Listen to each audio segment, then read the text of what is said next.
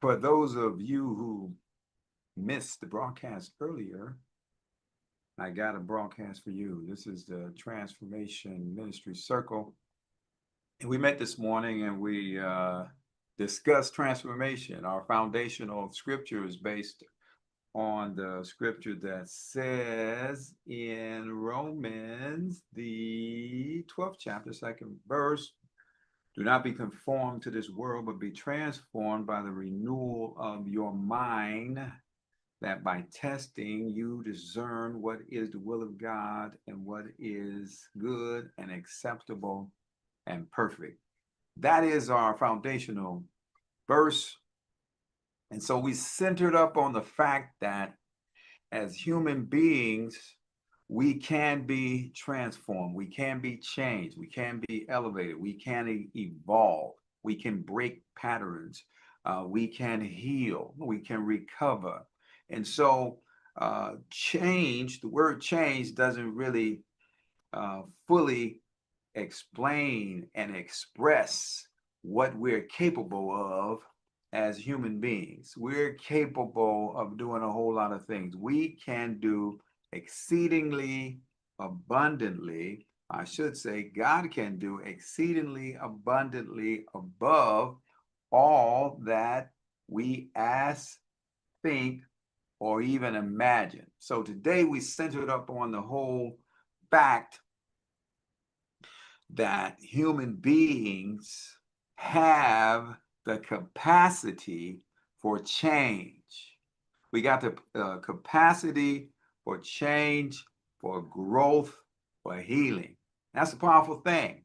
And so many times we think that once you get a certain pattern, once you get a certain lifestyle, once you become a certain way, you can't change. And so there's a saying that Popeye used to say. He used to say, I am what I am, and that's all I am. I am what I am, and that's all I am. And so some people, that's their mindset. I am who I am. That's all I am. It's the way I was raised. It's the way I was born. It's the way I grew up. I'm a product of my environment. I'm a product of the habits and the doings and etc. of other people. But people like myself, our purpose path is to present this message that we as human beings made in the image of God have the capacity to change. We have the capacity to grow. We have the capacity to establish new patterns, new lifestyles, new way of living, to accomplish things and do things and achieve things and to be about things that really is a reflection of a whole new identity. We have the ability to move different. When you look at unhealthy ways of moving and you look at toxic situations and you look at toxic patterns, when you look at folks who do the same thing over and over again, there's a recovery saying that insanity is doing the same thing over and over and over again, and to expect that this thing that I'm doing over and over again that has not worked is somehow going to work now. That's insanity. Doing the same thing over and over again, expecting the results to be different, right? And so this message for today for you is you can change. You can grow, right? For some of us, there are some straight up patterns that need to be broken. There's some patterns of living. There's some ways of living. There's some things that we are doing, and those patterns need to be, must be broken so that they don't continue to hinder and disable and disrupt our lives, bringing about chaos, bringing about harm and hurt and injury. So for some people, it's an understanding that things can be different. When you look at rehab and you look at treatment centers and you look at mental health places and you look at therapists and you look, it's all about the message that we can change. And that's a biblical message. That's a spiritual message. You know, a dog is going to be a dog for the rest of his life. He's going to bow wow wow, yippee yay, yippee yay. He might be able to roll over, do some tricks, catch the ball, whatever the case may be. But there's not very much more that he going to be able to do. He's a dog. Zebra going to have stripes, and that's it. They're going to do the zebra thing, and that's all that they're able to do. Man, those are animals.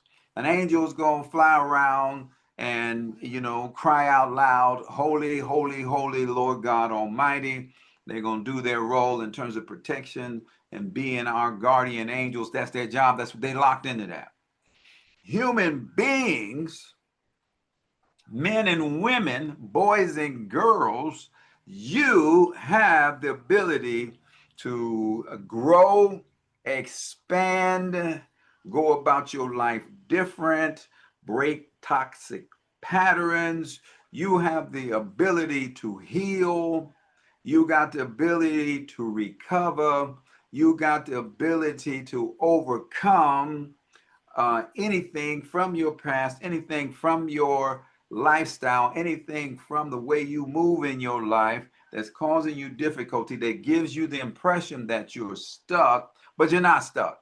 That's what really addiction is all about. Addiction is all about being stuck in a pattern of using a substance that is poisonous to the brain and to the body. And even though I know that, and even though it's causing me problems, and even though I've tried to stop, I can't stop, won't stop, can't quit. See what I mean? And so the message that we give to you today, if you missed the message, that you can be changed, you can be transformed. And we got all into what that means, right? And sometimes that means it's necessary for me to heal. Injuries just don't have to be physical. Some people are injured inside their minds and in their hearts. Great disappointment, despair, those kinds of things are going on in their heart, and they need healing. They need to let go of the resentment and the bitterness and the rage and let go of what they're holding on to. So for some people it's healing, for some people it's growth. You need to mature, you know, as they need to grow up.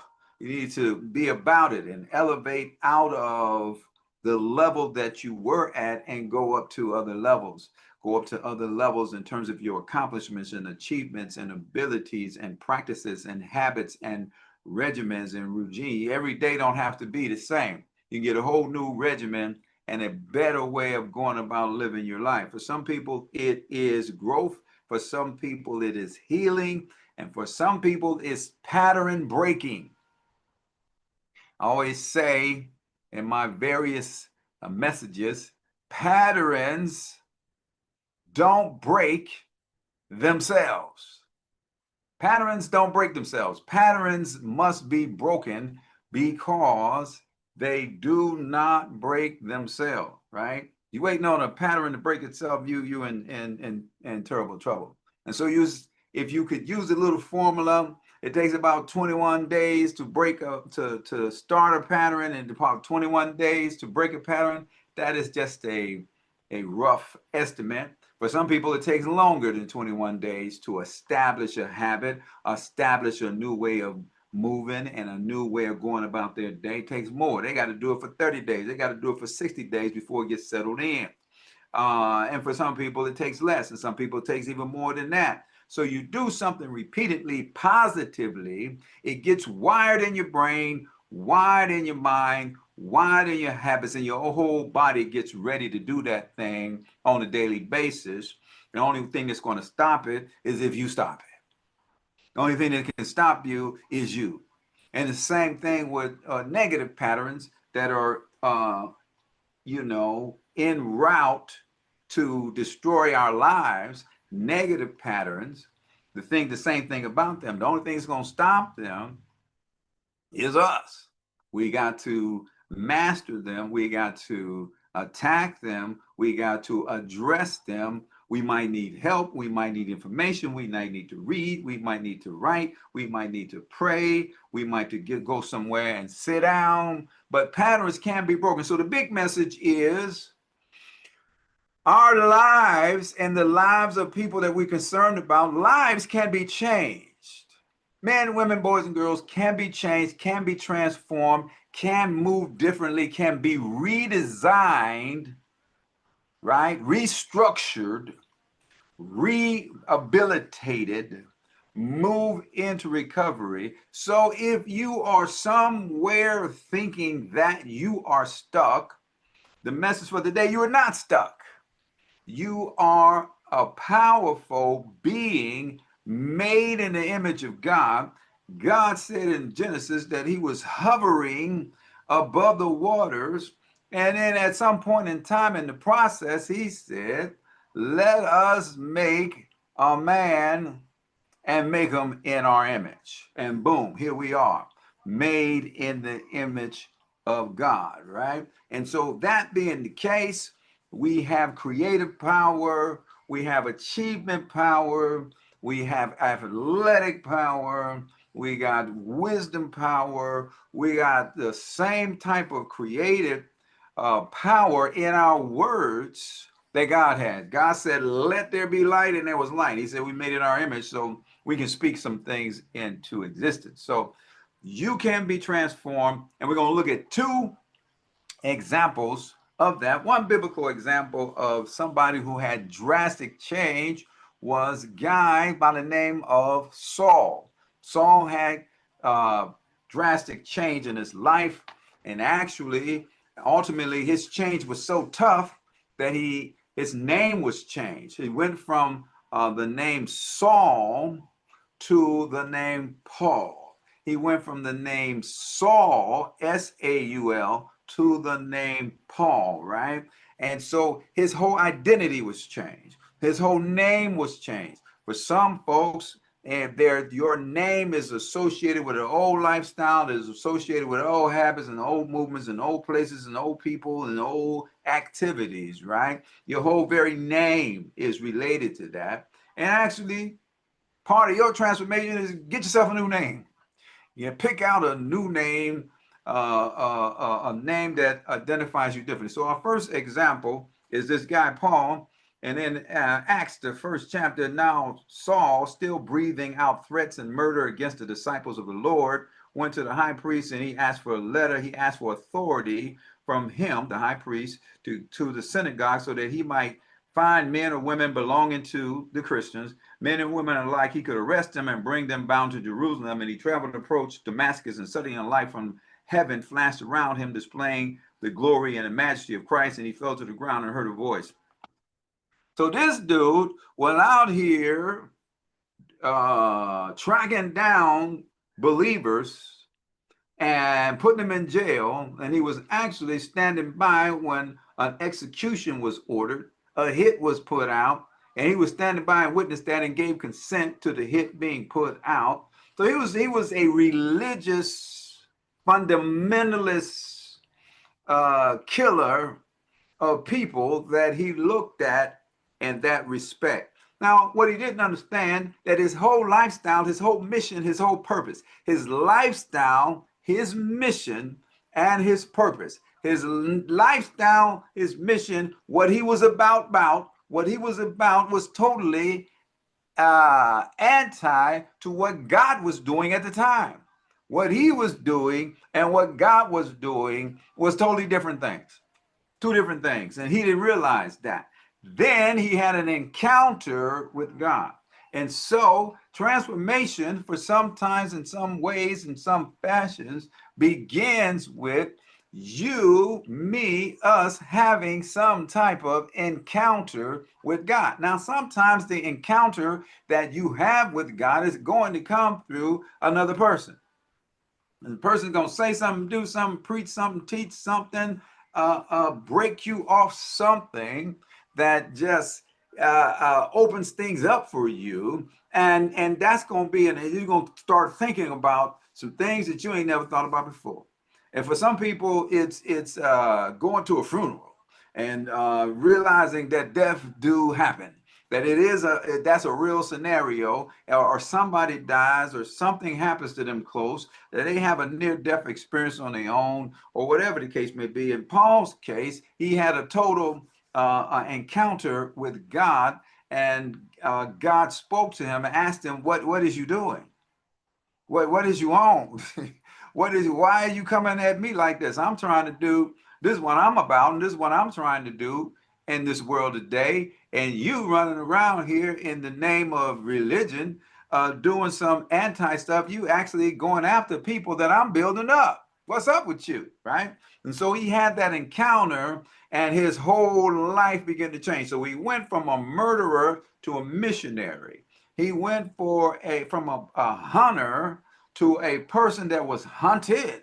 He went from making some people's lives miserable to really becoming miserable before these people. And now he's suffering for the same people that he was anti against before. Now, if some people in this world today, especially in the USA, could get a revolution of that, we all be better off, because they realize that the people that they trying to stop and make their life hard and all those kinds of things, first of all, you ain't gonna be able to do it because God is on our side. That's first of all. And then second of all, you are moving totally opposite than what is good for the people. So Saul is a biblical example of lifestyle change. There was another dude in the Bible. His name was Jacob. He's another example of lifestyle change, right? He was a hustler. He was a manipulator, right? The word says he was a supplanter. His name got changed from Jacob to Israel. So he's another example of a person who was living and moving by his own means and by his own dealings, and experience God in such a way, look it up, check it out, that his whole flow, his whole lifestyle got changed. Moses was another one. He was a bad man. He was a bad man. And so he was doing what he was doing, was using all his purposes and all of his skills and ability to call shots and to referee street fights and all kinds of stuff he was doing on his own. Got into a situation with somebody and he killed a man. And then they was after him after that. So he was about himself and about what he wanted to do, had an encounter with God, and then his whole life changed and he became a leader of the people of God at that time. So those are three historic examples. I'm trying to make this short, so I ain't gonna go on and elaborate, but those are three examples of individuals whose lives were changed. Those are examples of three individuals whose lives were changed, transformed, and they moved differently. Their agenda was different. Their values were different. Their purpose was different. How they used their skills and talents and abilities were different. There's some drastic change, right? And so what does that say? That says to us that drastic, positive, beautiful, powerful change is available to us as human beings. We have the capacity to change. All right, so that's a biblical example of somebody who was changed. Now let's look at some natural examples of that. So one that I think about that was particularly powerful for me from history, I would say, I'll just get right to it. One of the ones that had great impact on me in terms of a drastic change was the life and the times of Malcolm X. Malcolm X. Now it's different when you are raised in the church and you've been in things of God.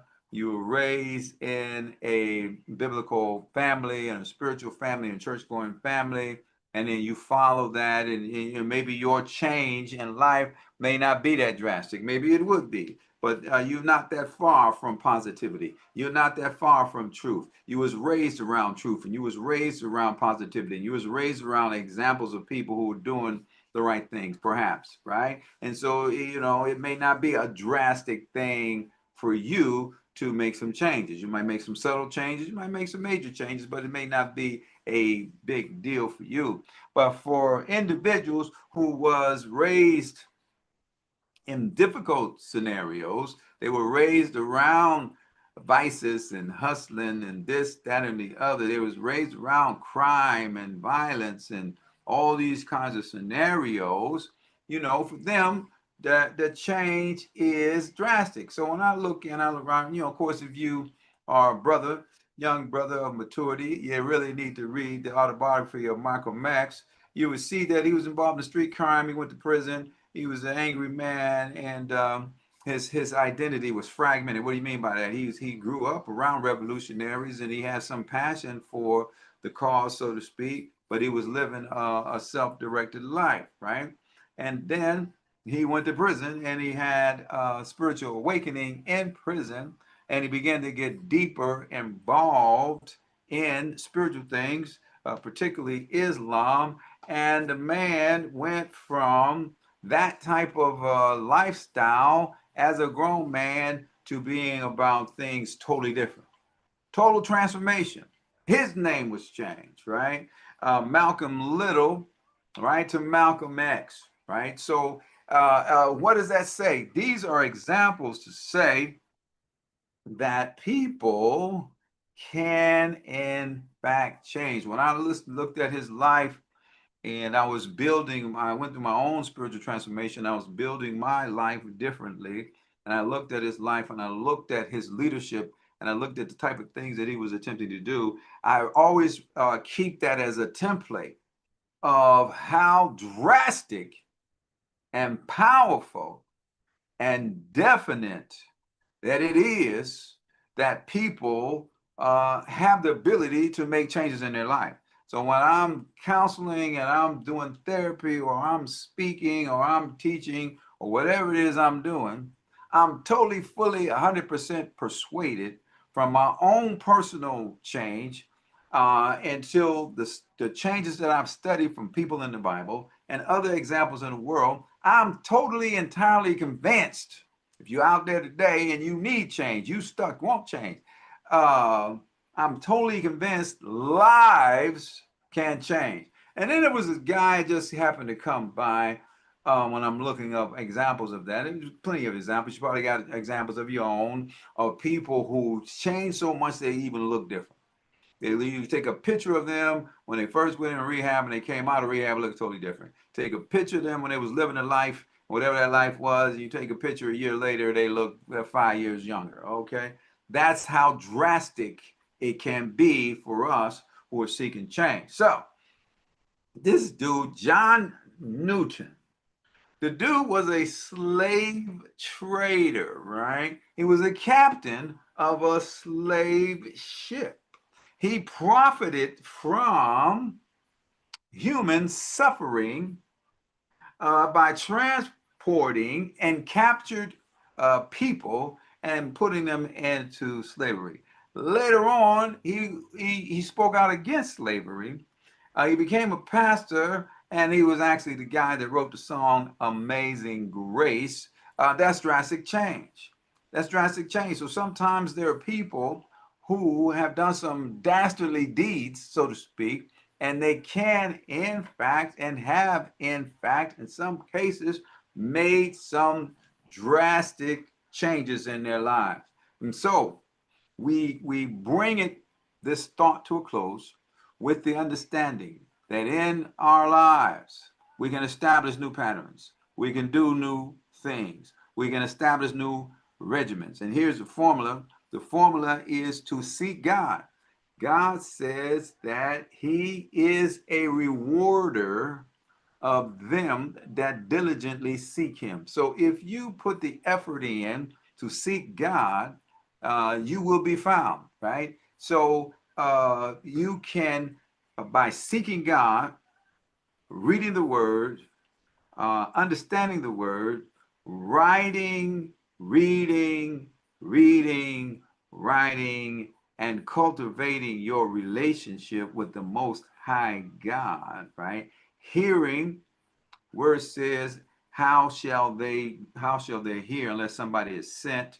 And faith comes by hearing, and hearing by the word. So you're hearing it, you're seeing it, you're writing it, you're meditating on these life-giving principles, you're meditating on positivity, you're reading it, you're writing it, you're putting your eyes on it, and you're doing it on a day-to-day basis on any level. Your life can be transformed. If you seek God, you will have an encounter with God, and God can, in fact, and will, in fact, change your life. So that's his message for the day. Was totally different message, but that's kind of in the ballpark with what we talked about in our session today. We got a private session that I do on Sundays starting at 10:30. It starts at 10:30, goes to, nope, starts at 10 o'clock, goes to 11:30. Starts at 10 o'clock, goes to 11:30 every Sunday morning.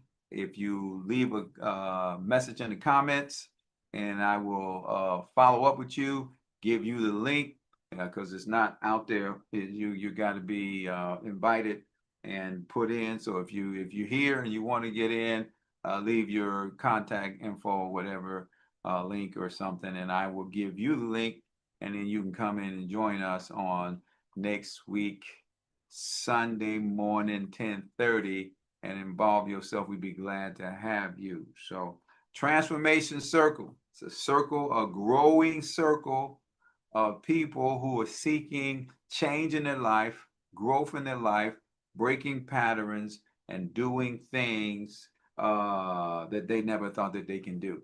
The Bible says God can do exceedingly abundantly above all that we can ask or think. You can be changed, you can heal, you can grow. You don't have to be stuck. And patterns that you have repeated over and over again, I'm here to tell you, your patterns can be